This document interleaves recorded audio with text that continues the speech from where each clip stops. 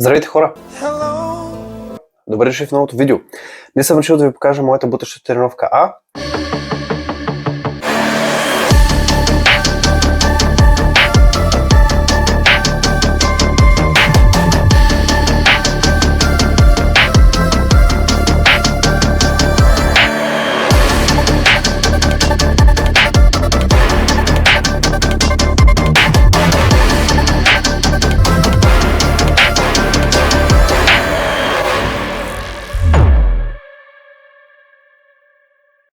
Тъй като в YouTube започнах с дърпаща А, обикновено започвам с бутащи, тъй като при тях се изисква малко повече сила. Сега успях да я снимам, но преди това искам да ви помоля, не забравяйте да се абонирате за канала, знаете, това подпомага неговото развиване. Ще ви я покажа, може би вече виждате кадри от първото упражнение. Ще обясня идеята, защо съм избрал тези упражнения, защо правя толкова серии и така нататък. Така че направо се вмуркваме в самото видео. Виждате, аз започвам с горна лежанка, свободна тежест. Моите бутащи тренировки основно винаги почват с горна лежанка или някакъв вид бутане под наклон.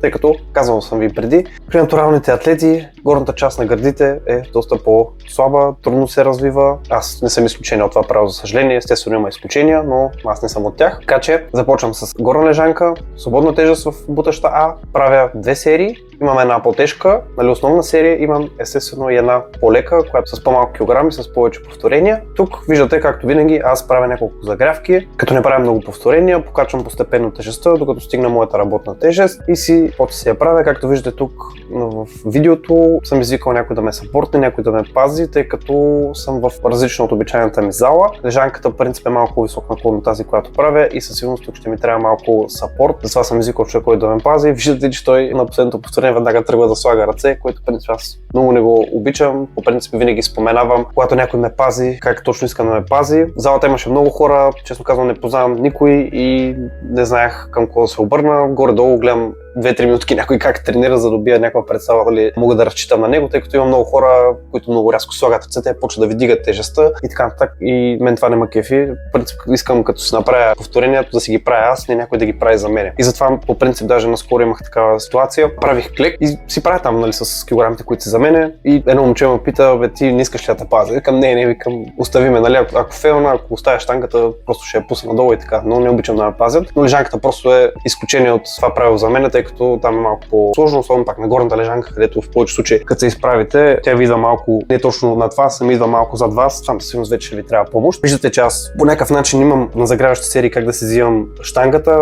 С движение правя малко като арка, издигам се малко нагоре, но това като цяло не ви съветвам да го правите. Просто аз съм открил за себе си, че по този начин мога поне на загряващи серии да си дърпам штангата, но аз ви съветвам, когато вие си правите горна лежанка, със сигурност викайте някой да ви пази, да ви дига штангата, после да ви върне и така нататък. По-безопасно е просто. Видяхте, направих си и втората серия, която пък е бек-оф серия. Там свалих килограмите, нямам нужда вече от съпорт, направих повече повторения, мисля, че към 10 успях да направя, или 8 или 10, а на първата серия по принцип имах заложени 5 или 6, но за съжаление, както казах, успях да направя само 4, но нищо, другия път ще направя повече. Второто упражнение, което виждате, е една интересна вариация на флайс на кабели от мен и пак имам причина да правя точно тази, тъй като виждате първо, че е унилатерална, т.е. ползвам само едната ръкохватка с едната ръка, няколко идеи, естествено първо с кабел, постоянно има напрежение, това мисля, че вече така не че сте го разбрали, сте го видяли, все някъде сте го чули, че е по-добре от дъмбелите. Така, другата идея всъщност да го правя това нещо по този начин е, че имах, както ви казах, болки тук в радиобрахиалиса, ето тук тръгва въобще и всичко, което стискам, дори на флайса усещах доста болка там и затова бях го вкарал в репертуара, така да кажем, това упражнение и особено пък, нали, с тези къфове, както се казва, тези, нали, не с ръкохватка, тук да държа, да стискам, защото пак ми играе роля в радиобрахиалиса, не натваря се, а докато е на китката тук, това нещо го изключвам и доста по-добре се усеща. Там правя пак няколко загряващи серии, виждате, показвал съм само с едната ръка, така или иначе едно и също е наляво и за лявата и за дясната.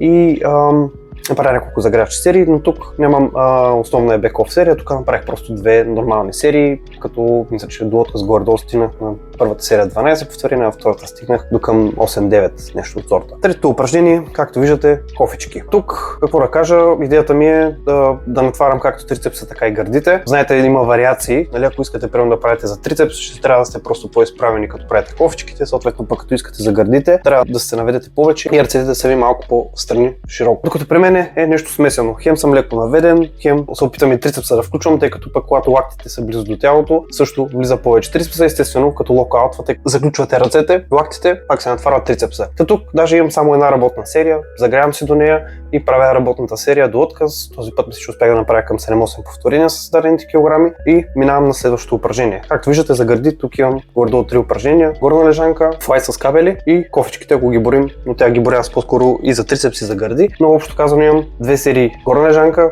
2 серии флайс и от кофичките, ако борим, една серия, така че имам 5 серии за гърди в тази тренировка. И преминавам вече на трицепса. Трицепса, както казах, кофичките също е броя като една серия и виждате тук пък правя на скрипец унилатерално, т.е. с една ръка разгъване за трицепс, което е през тялото, така да го кажем. Този вид разгъване за трицепс, който виждате, спомага и малко повече активация в дългата глава на трицепса. Знаете, нали, няма как тренирате трицепс да правите само за една глава, но има самите движения, самата позиция, в която се намирате, ще натоварва малко повече дадените глави. И сега в случая тук упражнението, което аз правя, нали, след като съм изправил ръката пред тялото по този начин, нали, не е близо до тялото, а съм я разтегнал, виждате при самото изпъване, дългата глава на трицепса също се разтяга малко повече. Така че тук идеята ми е, нали, да отваря малко повече дългата глава, тъй като когато говорим за трицепс, според мен тя може би е една от тези глави, които създават по-голям обем на вашия трицепс и като цяло на вашата ръка. Тук имам всъщност една серийка, правя една серийка до отказ, както за лява, така и за дясна. Виждате, нямам нужда от много, тъй като упражненията, които съм правил до сега, бутащите, лежанката, кофичките, в тях също влиза трицепса и достатъчно работа се натрупва, затова нямам нужда от 10 серии за трицепс. Следващото упражнение, което виждате, е за странично рамо на машина. Ако трябва да съм честен, тази машинка много ми харесва. В моята зала има подобна машина,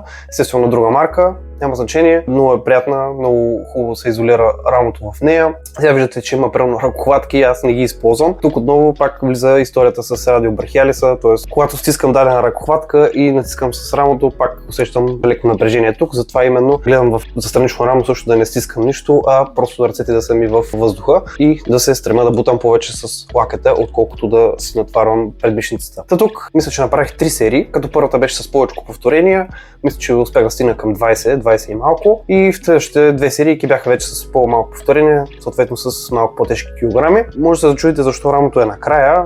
При мен смятам, че рамото ми е развита мускулна група и затова съм оставил накрая. Тоест нямам нужда да наблягам толкова на нея и затова страничното рамо, шивите следващото упражнение сами в края на тренировката, като пак казвам, не мисля, че имам нужда да наблягам върху тях, но пък страничното рамо правя малко повече серии, виждате 3, тъй като то почти не влиза в някои от другите упражнения, затова си правя отделно малко повече серии, за да вкарам малко повече обем и да поработят малко повече, да ги стимулираме естествено. И последното упражнение, което ще видите тук, може малко да ви изненада, което е раменна преса зад врат. Да, знам, предполагам сега ще стресните, и аз това съм го чувал, и аз съм го мислил, ако трябва да съм честен, нали, всичко зад врат е отвратително, не трябва да се прави, много е лошо и така нататък. Да, до известна степен съм съгласен, нали, в живота, в работата или там, което иде, рядко ще ви се случи нещо да дигате над врат, но пък не мисля, че е вредно упражнение, тъй като ако даден човек не изпитва никакви болешки, има добра мобилност, защо не? И аз точно това опитвам, както виждате, опитвам се да правя тук full range of motion, а на даденото упражнение просто ми беше интересно, ако трябва да съм честен, бях видял в интернет един клип на един азиатец, мисля, че беше, правеше точно по същия начин раменна преса, обаче мисля, че беше със свободна тежест и много ми стана интересно и любопитно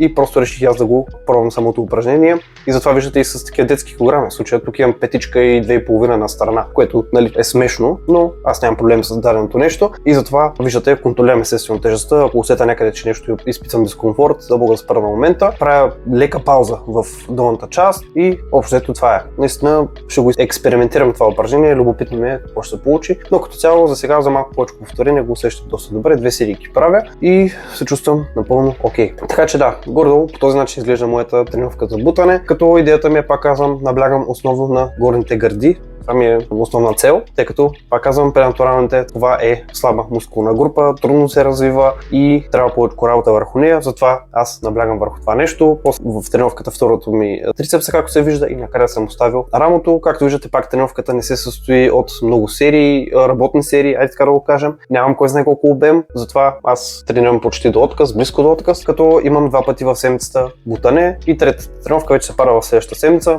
Горе-долу по този начин изглежда моята тренировка бутане.